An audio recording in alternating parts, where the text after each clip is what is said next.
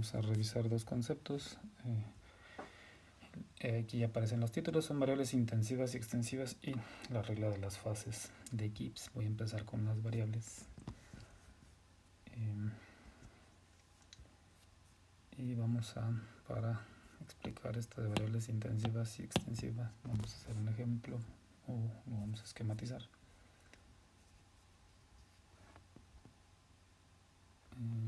Considere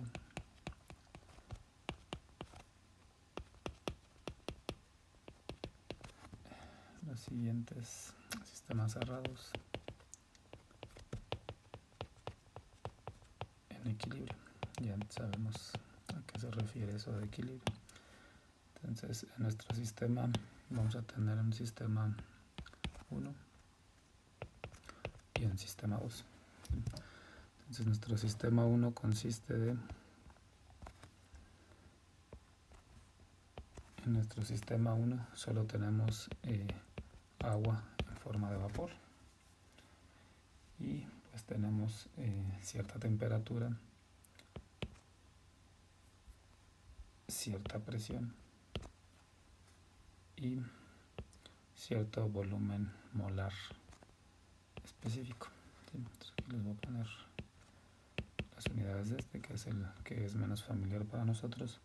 No es otra cosa que los litros de ese vapor de agua sobre mol. ¿Sí? El inverso pues de la densidad molar. Entonces ahí está nuestro sistema 1. Mientras que el sistema 2 sí tiene dos fases. El 1 solo tiene una fase. Entonces en nuestro sistema 2 tenemos por aquí agua líquida y por acá agua en forma de vapor. ¿Sí? Y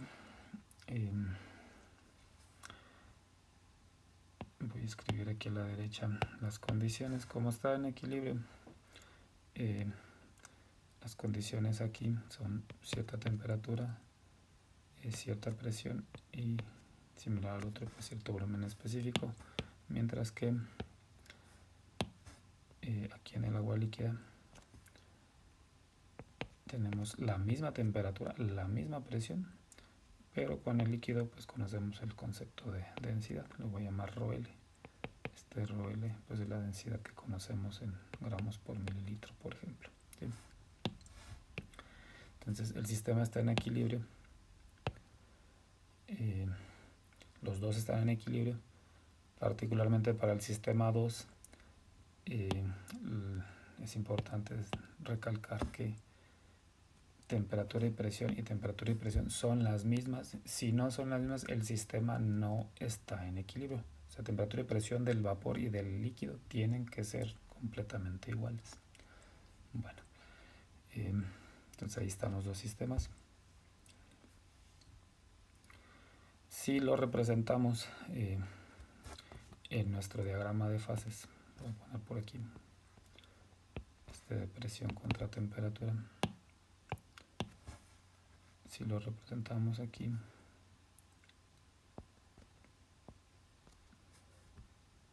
el sistema 1 debería de andar pues, por acá en algún punto donde solo existe el vapor, mientras que el 2 debería de estar sobre la línea donde coexisten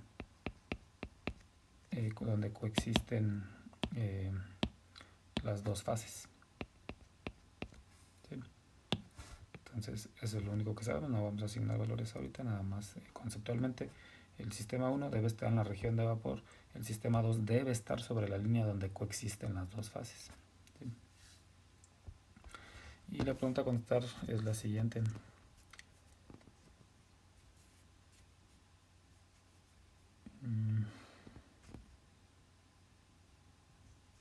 ¿Cuántas variables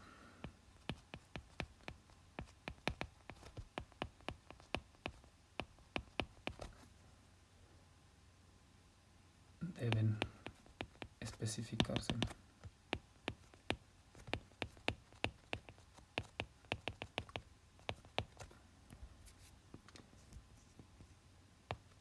para determinar las otras variables del sistema.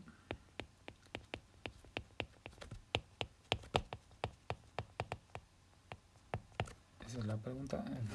Pues, de otra forma, en otras palabras, la pregunta es: ¿qué debes tú conocer forzosamente? Y una vez que fijas esos valores, tú puedes calcular el resto de variables. ¿Sí?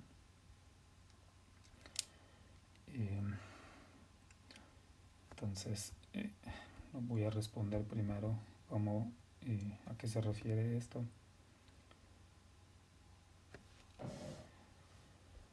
Para el sistema 1 ya especificamos que voy a remarcar aquí en verde otra vez. Aquí dibujé un punto arbitrario, lo voy a remarcar aquí, entonces estoy aquí.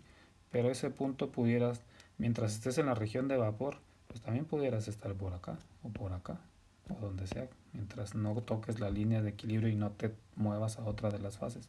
Entonces es claro que para el sistema 1, para poder ubicarlo y decir estoy aquí, pensemos que tienes que forzosamente conocer un valor de temperatura, pero también tienes que conocer un valor de presión para poder ubicarlo. ¿Sí?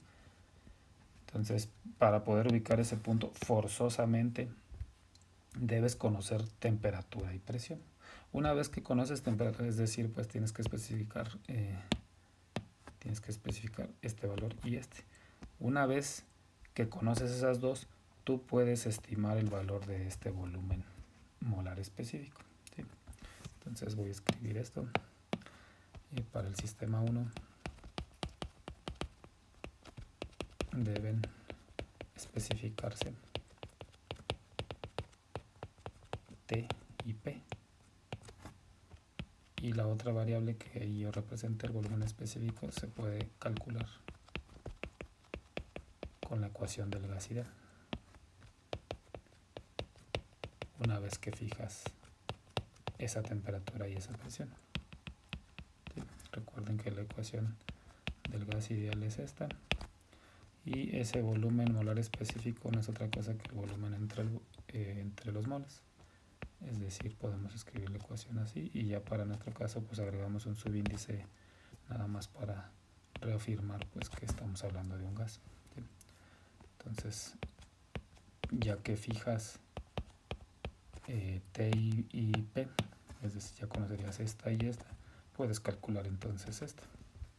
¿Sí? Entonces, forzosamente requieres conocer temperatura y presión y luego ya puedes calcular la otra variable del sistema. ¿Sí? ¿Qué pasa para el sistema 2? Para el sistema 2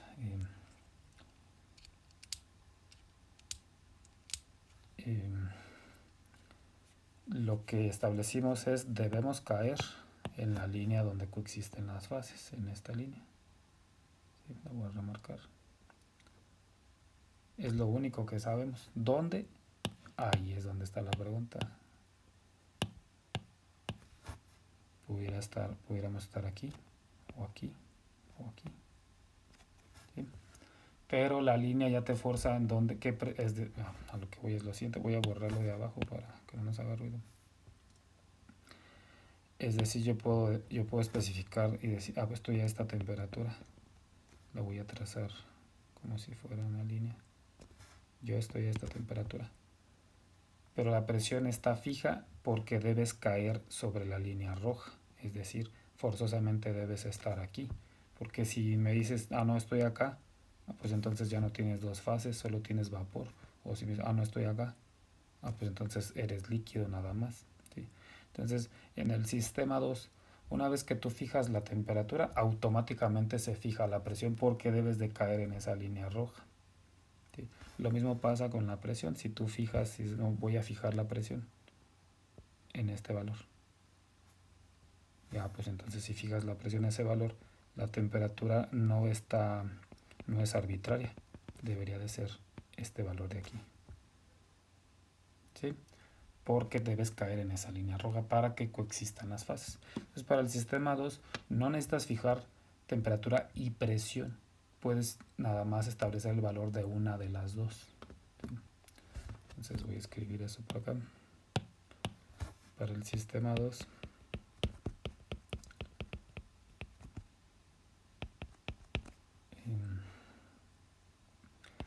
se debe especificar presión o temperatura, ¿sí? Y las demás, pensemos que fijamos, voy a hacer aquí el ejercicio de conocemos presión. Entonces T conocida. La presión, como ya sabemos, esa línea roja, esta línea roja de aquí pues es la línea de presión de vapor.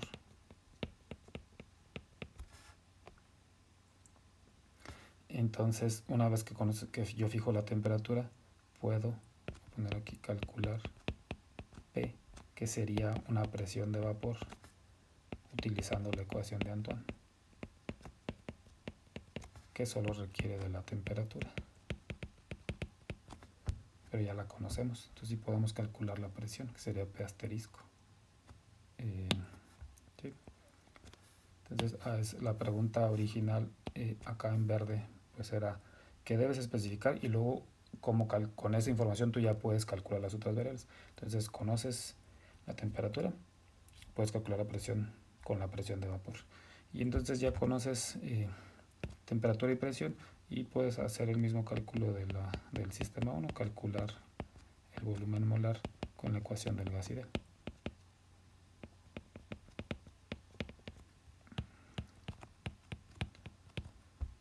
Sí, y entonces ya tú fijaste esta la calculaste con la ecuación de Antoine, con la ecuación del gas ideal, y la otra variable que está en el sistema es la densidad. La densidad ya sabemos que podemos extraerla de tablas y no cambia, como es un líquido, pues no cambia mucho con la temperatura. Entonces aquí no también pudiéramos encontrar una ecuación que nos determine la densidad y va a depender de la temperatura. ¿Sí? Entonces pudiera ser una ecuación así o finalmente podemos obtener ρ L de tablas, de la tabla B1 por ejemplo. Entonces a eso se refería la pregunta en verde, ¿qué debe conocerse? Y luego tú ya puedes calcular todo lo demás. ¿Sí? De manera general, bueno, esta parte sería en el ejemplo que estoy hablando, pues es un componente puro, solo tienes agua, y acá también, ¿sí? Un solo componente. ¿Qué pasa si hay más componentes? Entonces vamos a hacer aquí, vamos a considerar un sistema cerrado igual, en equilibrio, sistema cerrado en equilibrio, con tres constituyentes, que serían A, B y C. Entonces tienes tres compuestos. Entonces sería similar a lo que estábamos viendo. Entonces lo voy a hacer nada más un poco más grande para que me quepan las variables. Espero que con eso alcancen. Entonces tienes tu sistema, tienes por acá tienes tu líquido y tu vapor. Y pues voy a escribir todas las variables que estarían involucradas. ¿Sí? Entonces para el vapor pues debe haber cierto valor de temperatura, cierta presión, cierto volumen de vapor, cierta masa de vapor, cierta densidad del vapor, de eso como total, pero también deberíamos de tener los moles de cada componente, es decir, Na en el vapor, Nb en el vapor, Nc en el vapor. Y como es una mezcla, pues debería de haber medidas de composición, debería de haber Ya, Yb y Yc. Entonces serán todas las variables posibles en la fase vapor.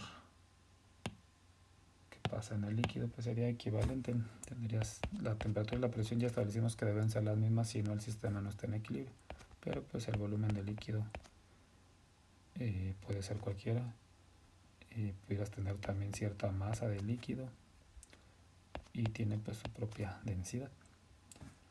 Y si me hablo de arriba, debería de haber moles de A en el líquido, moles de B en el líquido y ciertos moles de C en el líquido, de acuerdo a la composición. Y finalmente pues debería de haber una medida de composición, fracción mol de A, de B y de C. Pues tengo una mezcla, pues hay más variables, pero la premisa sigue siendo lo mismo: cuántas deberíamos de fijar para poder calcular las demás, ¿sí? Aun cuando sea una mezcla. Bueno, supongan entonces que ahí están, y lo que vamos a hacer es, supongan que incrementamos, bueno, lo voy a escribir aquí en palabras. Tenemos nuestro sistema, ya está el cierto volumen de vapor, de líquido, conocemos pues el tamaño del sistema. Y supongan que incrementamos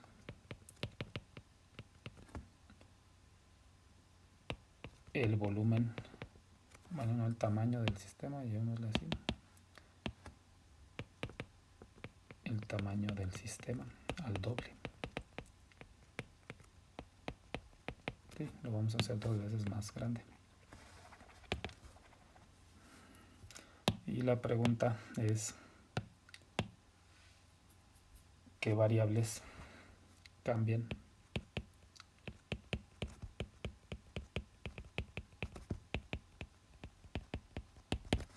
¿Y qué variables no cambian?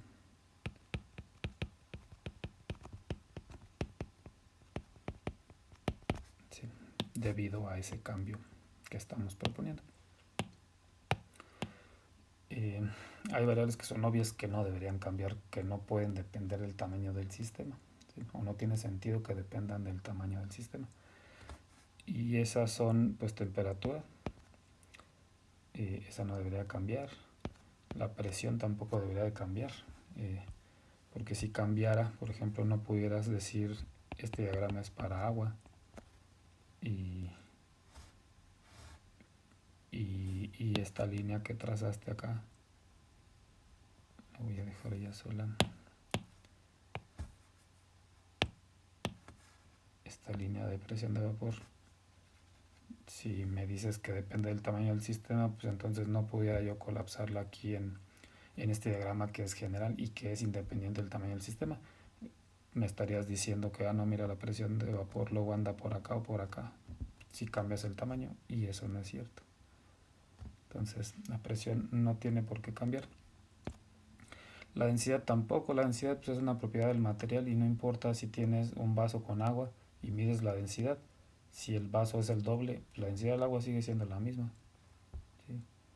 Entonces las densidades, y lo mismo pasa para el vapor. La densidad del vapor, la densidad del líquido no deberían de cambiar. Lo otro que sabemos que no cambia con el tamaño o en un concepto que veía en el capítulo 4 de si cambiamos la escala. Lo que sabemos que no cambia con la escala son las fracciones, las composiciones, ¿sí? Entonces tampoco deberían de cambiar ni las fracciones en el líquido ni en el vapor. No dependen del tamaño del sistema, ¿sí? Estas variables, de una vez voy a asignarle aquí el nombre. Estas variables se llaman variables intensivas y pues no cambian con la escala o con el tamaño del sistema, ¿sí?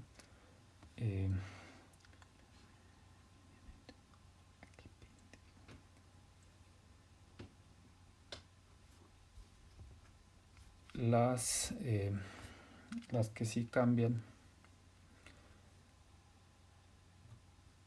con el tamaño del sistema son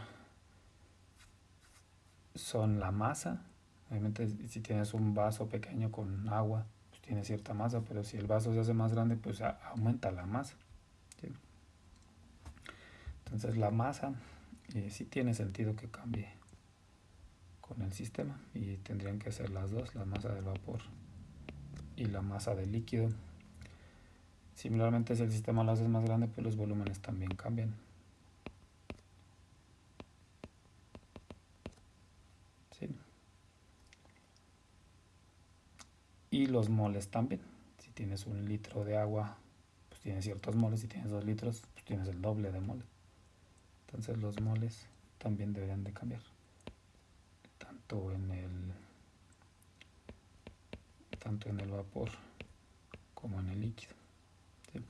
Entonces a estas variables que sí cambian con el cambio en el tamaño del sistema se les llama variables extensivas.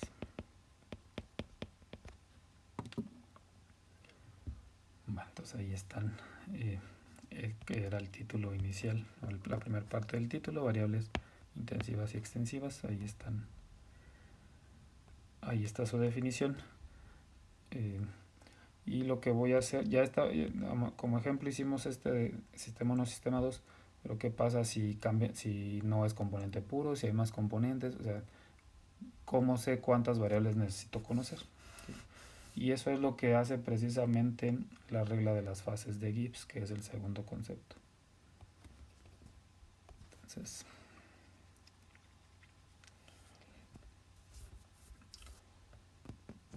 vamos a escribir aquí la regla de las fases de Gibbs.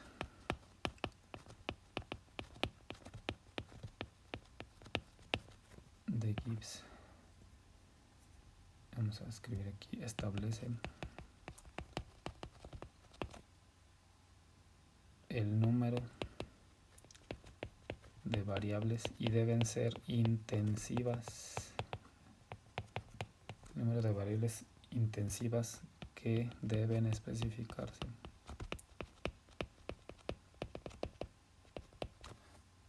para determinar el resto de variables.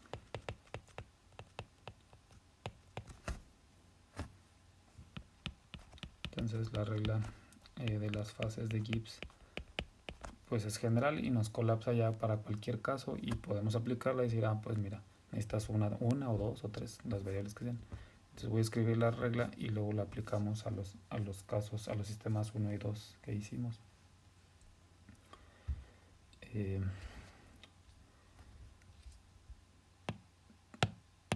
También, bueno, voy a escribir aquí la ecuación.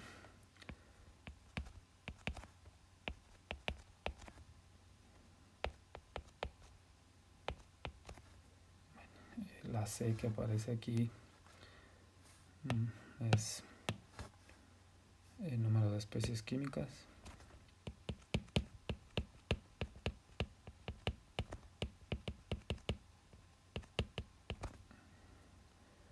Este pi que aparece aquí es el número de fases. Y esta R que aparece aquí es el número de reacciones independientes.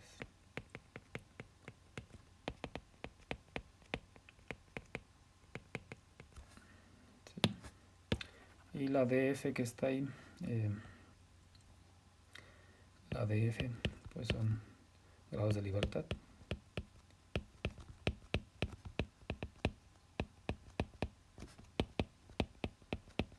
No hay que confundir estos grados de libertad con los grados de libertad que conocemos, que son nada más con ecuaciones y que buscamos que sean cero, ¿sí?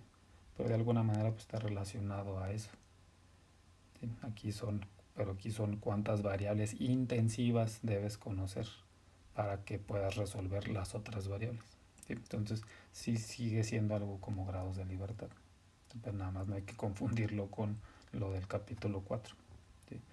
Entonces ahí están, vamos a aplicarla, para terminar este video vamos a aplicarla para nuestros sistemas 1 y 2, y lo vamos a hacer aquí encima.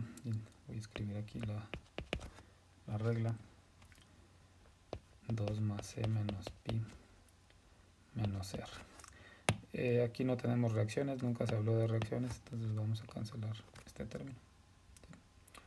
Entonces vamos a hacer el cálculo aquí para el sistema 1. Tenemos 2 más la C, que es el número de especies químicas, pues nada más es 1, es agua, y el número de fases nada más es 1. Entonces el resultado es 2. Debes especificar 2 variables y deben ser intensivas. Por eso nosotros ya establecimos que debemos conocer T y P, ¿sí? Entonces sí funciona la regla de las fases. Hagamos para el otro, sería 2. Aquí hay dos fases, perdón, las especies químicas siguen siendo una, pero hay dos fases. Entonces el resultado aquí es 1.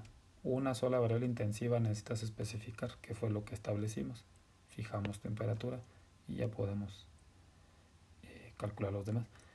La ventaja es que la regla la podemos aplicar siempre y no tenemos que pensar tanto, más bien es aplico fases, componentes y reacciones, o en este caso no hay reacciones, pero pudiera haber, y obtengo el resultado y ella la ecuación, ya la regla de las fases establece cuántas variables deben forzosamente conocerse y luego ya podemos calcular el resto. Bueno, hasta aquí con este video y luego ya seguimos o empezamos con aplicaciones.